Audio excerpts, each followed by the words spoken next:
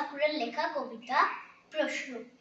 মা গো, আমায় ছুটি দিতে বল, সকাল থেকে পড়েছি যে মেলা। এখন আমি তোমার ঘরে বসে করব শুধু পড়া পড়া খেলা। তুমি বলছো দুপুর এখন সবে, না হয় যেন সত্যি হলো তাই। একদিনও কি দুপুর বেলা হলে বিকেল হলো মনে করতে নাই?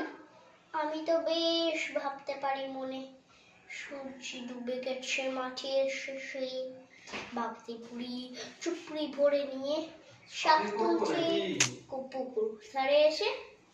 আধার হলো মাদার গাছের তলা, কালি হয়ে এলো দিঘির জল। হাতির থেকে সবাই এলো ফিরে, মাঠের থেকে এলো চাষির দল। মনে কর না উঠল সঞ্চের তারা, মনে কর না সন্ধে হলো যেন। রাতের বেলা দুপুর যদি হয়, দুপুর বেলা রাত হবে না কেন?